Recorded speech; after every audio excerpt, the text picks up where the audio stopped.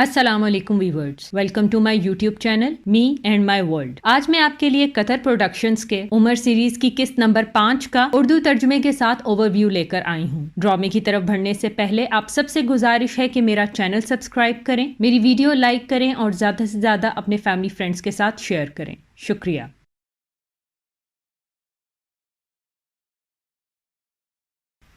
قسط نمبر 5 کا آغاز لوگوں سے ابو الحکم کے خطاب سے ہوتا ہے۔ ابو الحکم شہر کے چوپال میں لوگوں سے مخاطب ہو کر کہتا ہے کہ سنو قریش کے لوگوں، جب تک تم لوگ محمد کے ساتھ صبر سے پیش آؤ گے تم دیکھو گے کہ اس کے ماننے والے بڑھ گئے، یہاں تک کہ حرمت کا مہینہ ختم ہوا اور یہ بات عرب کے تمام قبائل تک پہنچ گئی۔ تم لوگوں کو لگتا ہے کہ ہم بحث سے اس مصیبت کو ختم کر سکتے ہیں اور سنگین حالات سے بچ سکتے ہیں، تو یہ غلط ہے۔ کیا اب یہ وقت نہیں ہے کہ ہمیں محمد اور ان کے ساتھیوں کو سختی سے روکنا چاہیے؟ تب ہی ہم اس مشکل سے چھٹکارا پا سکیں گے، تو اس کے لیے چاہے ہمیں ہاشمیوں سے لڑنا ہی کیوں نہ پڑے۔ عمر کھڑے ہو کر کہتا ہے ہاں بالکل یہی وقت ہے۔ ابو الحکم کہتا ہے تم ہمیشہ شروع میں میری بات کے ساتھ ہوتے ہو اور بعد میں اختلاف کرتے ہو، ہم تمہاری رائے جانتے ہیں۔ عمر میں تمہاری کچھ باتوں میں تمہارے ساتھ ہوں اور باقی باتوں میں تمہارا اختلاف کرتا ہوں۔ میں مانتا ہوں یہ وقت صحیح ہے سخت قدم اٹھانے کا، میں سب سے پہلے ہتھیار اٹھاؤں گا، لیکن ابو الحکم کہتا ہے لیکن مجھے تمہارے لیکن سے خوف آ رہا ہے۔ عمر کہتا ہے ہمیں ہاشم قبیلے سے لڑائی نہیں کرنی چاہیے، اس طرح قریش کے باقی قبائل کے درمیان بھی لڑائی شروع ہو جائے گی۔ محمد اور اس کے ماننے والوں کا تنازع سارے قبیلوں سے ہے، یہ زیادہ مناسب ہے کہ ہر قبیلہ اپنے ان لوگوں سے خود سختی سے پیش آئے جنہوں نے محمد کی پیروی کی، اور اس وقت تک سختی کرے جب تک وہ واپس اپنے مذہب پر لوٹ نہ آئیں۔ اس طرح ہم مسئلے کو حل کر سکتے ہیں۔ اپنے گھروں سے شروعات کرو اور اپنا مقصد حاصل کر لو۔ ابو الحکم عمر کی بات سننے کے بعد کہتا ہے یہ بات ماننے والی ہے، آج تم صحیح ہو عمر۔ ابو الولید ابو الحکم کو جواب دیتے ہوئے کہتا ہے کہ یقیناً عمر ہمیشہ ہی صحیح ہوتا ہے۔ ابو الولید کہتا ہے میں محمد کو پیسہ، عورت، سرداری سب کی پیشکش کروں گا اور یقیناً وہ اپنے مقصد سے ہٹ جائیں گے۔ دوسری طرف سلیم بھاگتا ہے ابو حذیفہ کے پاس اور سارے معاملے سے آگاہ کرتا ہے، جس پر ابو حذیفہ کہتا ہے کیا میرے والد خدا کے رسول سے بات کرنے گئے ہیں؟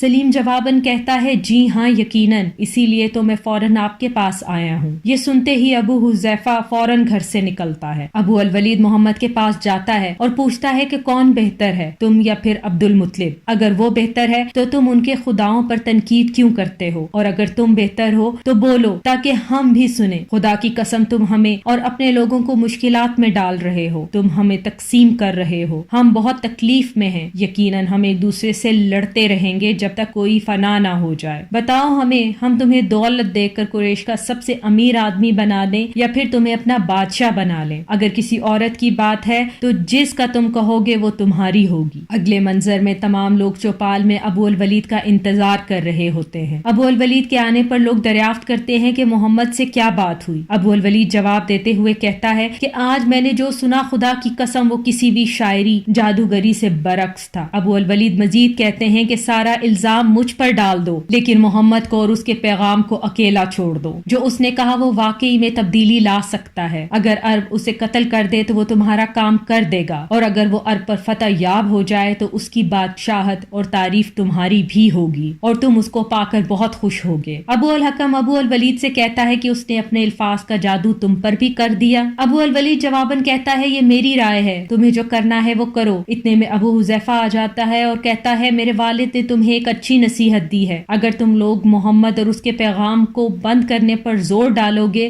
بہتر ہے میرے والد کی نصیحت مانو تو کچھ فائدہ ہوگا۔ ابو الحکم کیا واقعی تم اپنے والد اور اپنے والد کے مذہب کے لیے فکر مند ہو؟ کیوں نہ تم ہمارے ساتھ بیٹھو اور ہمارے دشمنوں کے ساتھ نمٹنے کے لیے منصوبہ بناؤ کہ بے شک تم ایک عاقل انسان ہو۔ ابو الحکم سلیم سے پوچھتا ہے کہ بتاؤ سلیم، ہم محمد اور اس کے ساتھیوں کے ساتھ کیا کریں؟ کیا ہم ان کو بھوکا پیاسا چھوڑ دیں یا پھر ان سے لڑائی کریں یا پھر انہیں ہر جگہ بے نقاب کریں؟ ابو حذیفہ ابو الحکم کو کہتا ہے کہ چپ ہو جاؤ۔ ابو الحکم جواباً کہتا ہے کیوں، تم مجھے ابو جہل کیوں نہیں بلاتے جیسا کہ محمد اور ان کے پیروکار بلاتے ہیں؟ ابو الحکم کہتا ہے کہ کیا تم لوگ جانتے ہو کہ ابو حذیفہ اور اس کا دوست سلیم مسلمان ہو گئے ہیں؟ ابو حذیفہ برہم ہو کر کہتا ہے کہ تم جانتے ہو کہ وہ اب میرا بیٹا ہے۔ ابو الحکم کہتا ہے کہ ہاں میں جانتا ہوں کہ تم نے اسے اپنا لیا ہے، لیکن اس کے حقیقی والد کا خدا کی قسم کسی کو کوئی علم نہیں ہے۔ ابو الحکم قریش کے لوگوں سے مخاطب ہو کر کہتا ہے تم لوگوں نے سنا؟ پھر ابو حذیفہ سے کہتا ہے اگر تمہارے لیے ہماری کوئی عزت نہیں تو تم ابو الولید ہی کی عزت کر لو۔ ابو حذیفہ ابو الحکم کا گریبان پکڑتے ہوئے کہتا ہے کہ چپ ہو جاؤ ابو الحکم، ورنہ میں کچھ ایسا بول دوں گا جو تمہیں سن کر اچھا نہیں لگے گا۔ ابو الحکم کہتا ہے تم نے جو کہا اس سے زیادہ کچھ برا ہو بھی نہیں سکتا، تم نے تو اپنے آباء و اجداد کے دین کو ترک کر دیا ہے، ہم تمہیں ذہن سے کمزور سمجھ رہے ہیں اور تم کو بے وقوف ثابت کر کے رہیں گے، تمہیں اور تمہاری اولاد کو بھی۔ ابو حذیفہ ابو الحکم سے کہتا ہے خدا تمہیں ذلیل و خوار کرے، خدا کے دشمن تم ایک گندے بےہودہ ذلیل انسان ہو ابو الحکم، اور تم بے وقوف اور کمزور انسان ہو۔ ابو الحکم ابو حذیفہ پر ہاتھ اٹھاتا ہے، جس پر ابو الولید ابو الحکم کو روکتا ہے اور کہتا ہے کہ کیا تم نہیں جانتے کہ یہ میرا بیٹا ہے؟ بہت ہوا، کیا تم بھول گئے ہو؟ ابو الحکم کہتا ہے اور کیا یہ جانتا ہے کہ تم اس کے باپ ہو؟ خدا کی قسم اگر تم اس کو روک سکتے ہو تو ہم تمہیں اس کو سونپ دیں گے، بے شک تم نے ہی ہم سے چھپایا ان کے مسلمان ہو جانے کو۔ ابو الولید اگر کسی نے اس کو ہاتھ لگانے کی کوشش کی تو مجھ سے برا کوئی نہ ہوگا۔ ابو الحکم کہتا ہے تو یہ سلیم، یہ تو تمہارا بیٹا نہیں، کیا تم اس کو ہمیں سونپو گے؟ ابو الولید کہتا ہے اگر کوئی میرے بیٹے کا بیٹا ہے تو میں اس کا دادا ہوں۔ ابو الحکم قریش کے لوگوں سے مخاطب ہو کر کہتا ہے سنو قریش کے لوگوں کہ ابو الولید اپنا بیٹا اور پوتا ہمیں نہیں سونپیں گے۔ ابو الولید کہتا ہے کیا یہ بہتر نہ ہوگا کہ تم اپنے بھائیوں سلامہ ابن ہاشم اور عیاش ابن ابی ربی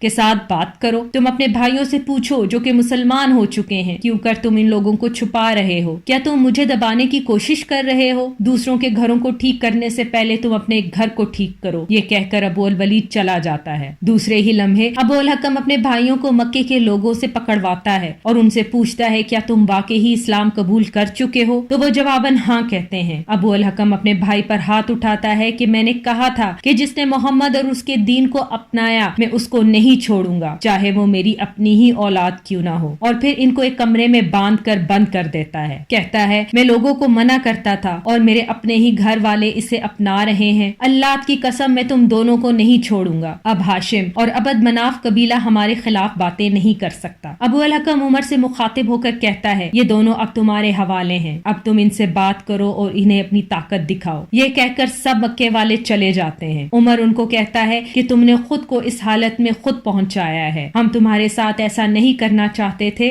ہاں اگر تم لوٹ آؤ تو ہم ایسا نہیں کریں گے، جس پر وہ دونوں کہتے ہیں کہ ہم دونوں ایسا کبھی نہیں کریں گے۔ عمر ان کے سامنے بیٹھ کر کہتے ہیں کیا تمہیں وہ دن یاد ہے جب ہم مکے سے باہر گئے تھے اور تم لوگوں نے کہا تھا کہ تم نے محمد کے ساتھیوں سے سنا ہے کہ محمد کا دین اسلام مشرق سے مغرب تک پھیلے گا، وہ روم اور ایران کے مالک ہوں گے، اور مزید یہ کہ محمد حق اور باطل میں فرق کرتا ہے، وہ لوگوں کو اپنی طرف بلا رہا ہے۔ اسی دن مجھے تم لوگوں پر شک ہوا تھا اور آج میرا شک دور ہو گیا۔ ابو الحکم کا بھائی عمر کو کہتا ہے مجھے امید ہے تم اسلام کے ساتھ جڑ جاؤ گے جب تمہیں پتا چلے گا کہ ہم جہالت کے دور میں تھے۔ عمر کہتا ہے کیا میں تمہارا دوست ہو سکتا ہوں جبکہ تم محمد پر یقین رکھتے ہو، حالانکہ میں اس کا جانی دشمن ہوں؟ تم کہتے ہو کہ تم صحیح اور میں غلط ہوں، تو ہم کیسے مل سکتے ہیں؟ ابو الحکم کا بھائی کہتا ہے عمر تم سب سے زیادہ سمجھدار ہو، تم ایک ایماندار انسان ہو، جیسا کہ اندر اور باہر سے ایک جیسے ہو۔ میں نے رسول کو کہتے سنا ہے کہ میں اعلیٰ اخلاق لایا ہوں، میں جانتا ہوں لوگوں میں کچھ سونا ہوتا ہے اور کچھ چاندی، اور عمر تم کھرا سونا ہو۔ عمر ان کے ہاتھ کھول دیتا ہے۔ ابو الحکم کا بھائی کہتا ہے کہ مجھے امید ہے تمہارا دل، دماغ اور اصول تمہیں ہمیشہ صحیح کرنے کے لیے کہتے ہیں، جب تم اسلام کو سمجھ جاؤ گے تو تم سب سے پہلے کھڑے ہوگے جیسا ابھی کھڑے ہو، نہیں تم بہتر ہوگے، ہم تمہاری پیروی کریں گے اور رسول کی بھی۔ عمر کہتا ہے تم بالکل میرے بھائی زید کی طرح بولتے ہو، اسے جب بھی کچھ چاہیے ہوتا ہے تو وہ تمہاری طرح میری خوشامد کرتا ہے، میں خوشامد میں نہیں آؤں گا، خدا کی قسم میں کچھ نہ کروں گا اگر تم واپس لوٹ آؤ۔ یہ کہہ کر عمر چلا جاتا ہے۔ دوسری طرف عمر عدی قبیلے کے لوگوں سے مخاطب ہو کر کہتا ہے کہ یہ وقت صحیح ہے کہ ہم کوئی فیصلہ کر لیں، کیونکہ معاملات بہت آگے نکل گئے ہیں اور ہم اس کو مزید نہیں برداشت کر سکتے۔ ہم نے فیصلہ کیا ہے کہ ہر کوئی اپنے قبیلے کے لوگوں پر خود نظر رکھے گا۔ میں تم سب لوگوں کو دیکھ رہا ہوں، اگر میں نے سنا کہ تم میں سے کسی نے اسلام قبول کیا تو تم لوگوں پر تشدد کروں گا اور اسے دوسروں کے لیے مثال بناؤں گا۔ میرے بھائی، بہن، چچا زاد، عورت، غلام اور نوکر میں کوئی فرق نہیں کروں گا۔ محمد اپنے ساتھیوں کو برابر دیکھتا ہے، اسی طرح میں بھی تم لوگوں پر برابری کا تشدد کروں گا، امیر اور غریب کا فرق نہ کروں گا۔ میں تم سب کو آگاہ کر رہا ہوں اور اب تم لوگ جا سکتے सकते हो। दूसरी तरफ वो तमाम लोग जो इस्लाम कबूल कर चुके हैं उन पर डंडों पत्थरों के साथ तशद्दुद किया जाता है। अबू अल हकम लोगों से कहता है कि अगर तुम लोगों के पास आंखें हैं तो देखो इनका हाल, और अगर कान है तो सुनो इनकी आहें। अब जो भी अपने मजहब से गद्दारी करेगा और मोहम्मद का दीन अपनाएगा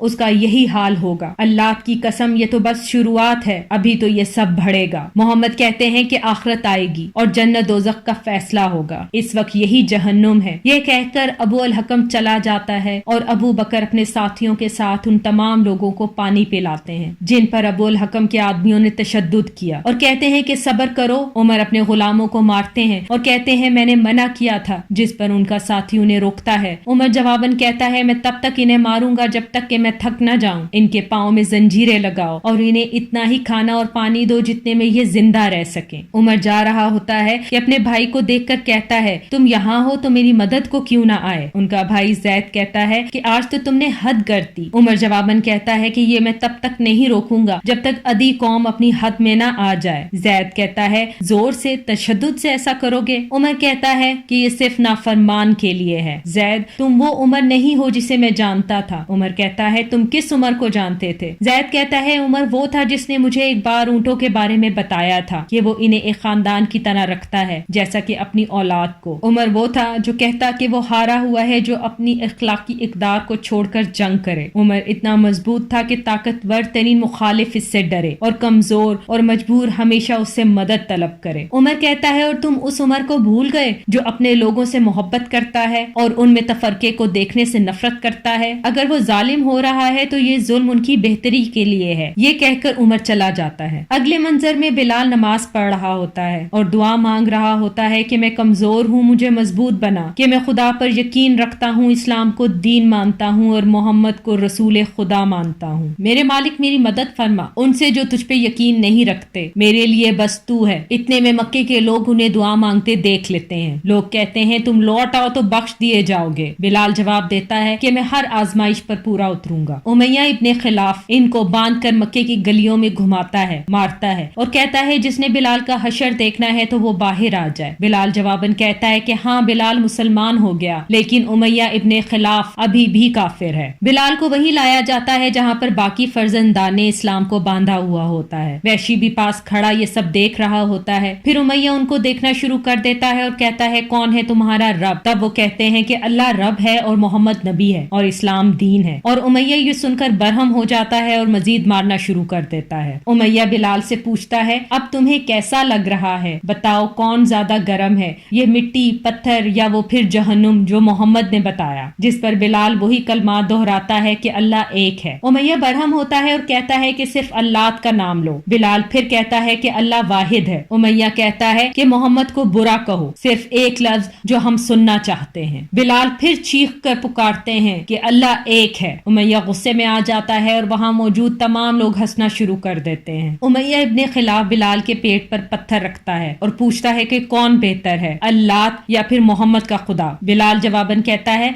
अल्लाह एक है। उमैया कहता है तुम इस तकलीफ से बचना चाहते हो तो मोहम्मद का इनकार करो। बिलाल फिर वही जवाब देता है कि अल्लाह एक है। वैशी बिलाल के जख्मों को साफ करता है और कहता है कि तुम उस दिन ये बता रहे थे तभी मुझे शक हो गया था। बिलाल जवाबन कहता है कि तुम अभी भी दिमाग से सोच रहे हो, तुम अभी भी बातिल के साथ हो और मैं सच के साथ हूँ। जिस पर वैशी कहता है वाकई तुम समझते हो कि तुम और वो एक ही जैसे हो? नहीं, तुम बेवकूफ हो। और ये कि तुम मुझे कहते हो कि मैं तुम्हारे मजहब को मानूं ताकि मेरा भी यही हाल हो जो तुम्हारा हुआ है। बिलाल कहता है कि तुम मुझसे ज्यादा ताकतवर हो इसीलिए तुम बेहतर हो। ये इस्लाम है, ईमान है, तुम क्यों नहीं समझ रहे? वैशी कहता है मैं बस यही समझता हूँ कि मेरी तरह तुम एक गुलाम हो। जिस पर बिलाल जवाब देते हुए कहता है कि नहीं, मैं सिर्फ उसका गुलाम हूँ जिसने मोहम्मद को नबी बनाकर भेजा। अबू अल हकम उमैया इब्ने खिलाफ को कहता है कि तुम्हारा गुलाम इस्लाम कबूल कर चुका है, अब तुम क्या करोगे? जिस पर उमैया कहता है तुम्हारा गुलाम यासिरुल अंसी, उसकी बीवी सुमैया और उसका बेटा अम्मार भी तो इस्लाम कबूल कर चुके हैं, और तुम्हारा क्या? ये सुनकर अबू अल हकम बरहम हो जाता है। अबू अल हकम उन लोगों से मुखातिब होकर कहता है कि हमने तुम्हारी मदद की, तुमको पाला, तुम्हारी शादियों पर खर्चे किए और तुम हमारे मजहब के मुखालिफ हो गए और मोहम्मद का साथ दे रहे हो। अब या तो हमारी तरफ लौट आओ या फिर मर जाओ। अबू अल हकम अम्मार की माँ को मारता है, जिस पर अम्मार दर्द भरी आवाज में कहता है सब्र करो माँ, मजबूत रहो। इसी तशद्दुद के साथ किस्त नंबर 5 का इख्तिताम ہوتا ہے۔ آخر میں آپ سب سے گزارش ہے کہ میرا چینل سبسکرائب کریں، میری ویڈیوز لائک کریں اور زیادہ سے زیادہ اپنے فیملی فرینڈز کے ساتھ شیئر کریں۔ اللہ حافظ۔